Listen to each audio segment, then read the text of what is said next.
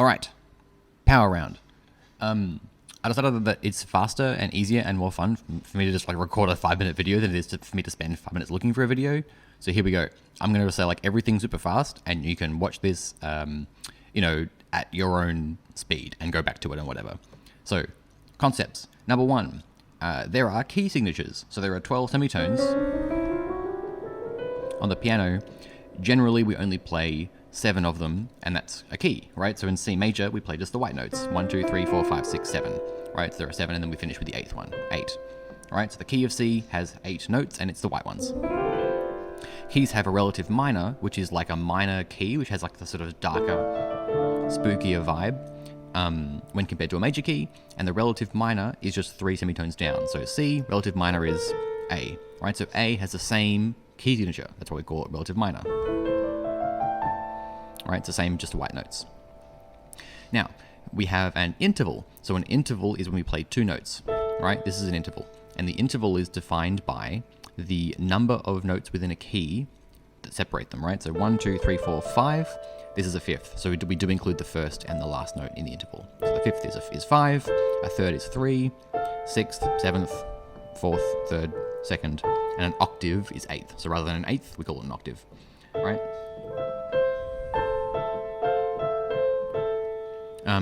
And there are other intervals than just those. Like there's, this is like a major third specifically, but that wouldn't be within A minor because A minor does not have a major third. You can have a flat 5, right, which is a 5 down 1 semitone, also not part of A minor. So for now, let's just focus on the intervals that are within A minor.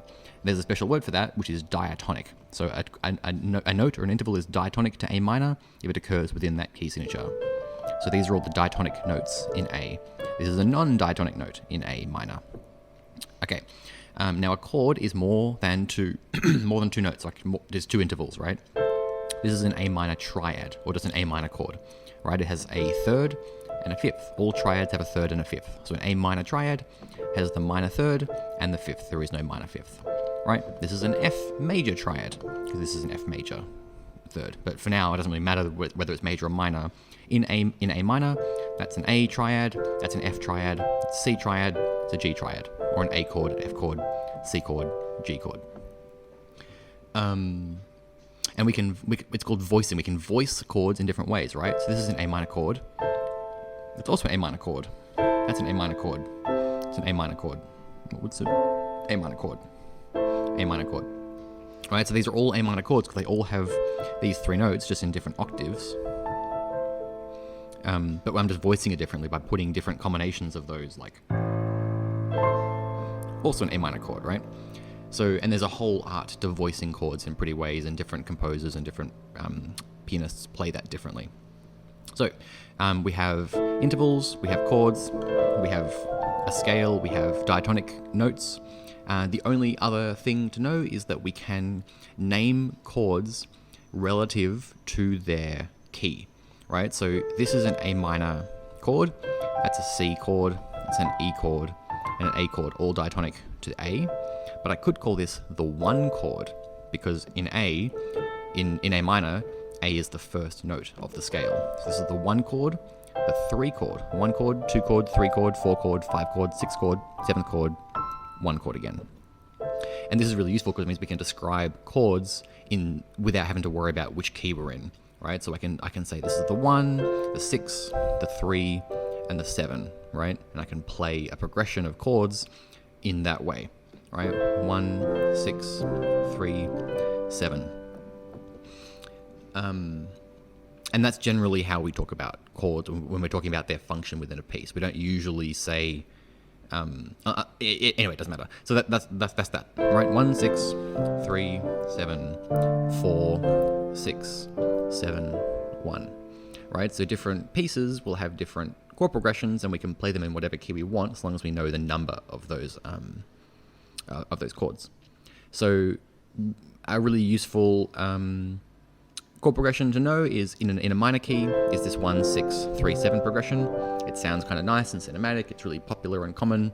So let's just start with that and focus on that for now. And as you learn more progressions by identifying them in pieces that you can hear, you can add those to your repertoire of improvisation progressions, right? Now, The only other thing to talk about is melody. There are two basic rules for melody. One is that there are chord tones and non-chord tones, and chord tones sound resolved. Non-chord tones do not sound resolved, so we can, or they sound tense. So we can move between tension and resolution by playing non-chord tones and chord tones. So here's my A minor chord. If I play an E, it sounds resolved, or a C sounds resolved, or an A sounds resolved, because those are the notes in the A minor triad. If I play any other note, it'll sound like it wants to go somewhere, right? Like that F kind of wants to move maybe down to E. And now we have melody.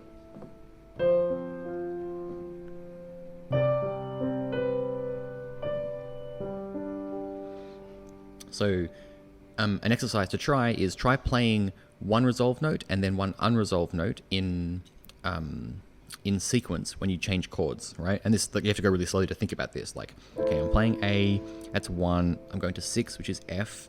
F has these 3 notes, so I need to play a non-F note for my next melody note. Let's play B.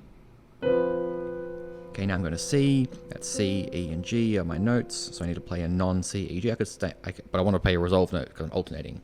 So let's play E. Okay, now I'm going to G. That's G, B, D. I need to play a non-chord note. So let's just keep on E. And now I'm going to play a resolved note for A. So it's A, C, E. And now I'll play a non-F note. And now I'll play a yes C note. And now I'll play a non-G note. And this is like an exercise to practice sort of quickly identifying chord tones and non-chord tones to move between tension and resolution, right? And then the other melody rule to sort of think about, or not rule, the other melody aspect to think about is that big intervals sound big and heroic. Small intervals sound more lyrical and subdued, and you can move between them to sort of alter the vibe of the melody as you play. Right, so let's play. I'll play your melody with like really big intervals.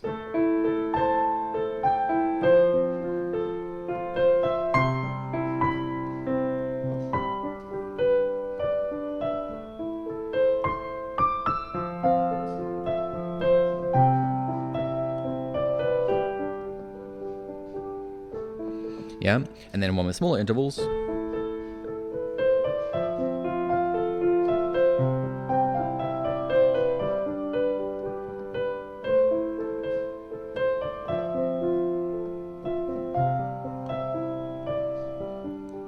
Has like a different vibe, like a less dramatic vibe. So you can move between them and sort of like, and when you're listening to melodies and learning songs from that you like, you can sort of analyze the melodies within these contexts to think about, okay, well, how is that happening? Why do I like that sound? And get better. So that's basically everything, right? We have a key which has a particular set of notes. A minor and C major both have just the white notes, so for now we can focus on those. We have intervals which are named by the number of notes within them, including the first and last. So that's a fifth. That's a second. That's a third. We have chords, which are more than one interval combined. Generally, we have a third and a fifth in a triad. And we have diatonic notes, which are within the key. And we can name them 1 through 7 based on which number of the scale they appear on as their sort of root note. Right, so that's a 3 because it starts on C, which is the third of A. Right, so this is kind of stuff you have to sort of internalize by playing it a whole bunch. But you don't have to think about it too much. It's just a way for you to be like, okay, what does 1, 6, 3, 7 mean? It means 1, 2, 3, 4, 5, 6, 6, 1, 2, 3, 3, 1, 2, 3, 4, 5, 6, 7, 7, right? So A, F, C, G. And we can move them to be closer together so it sounds a bit less like insane. And then we can play melody notes by combining non-chord notes and chord notes, and big jumps and small movements to create complicated, interesting melodies. And that is everything for now for music. I played nothing but improvising over basic A minor and C major progressions with these melody like concepts for like 5 years, and I was very happy doing it. So enjoy.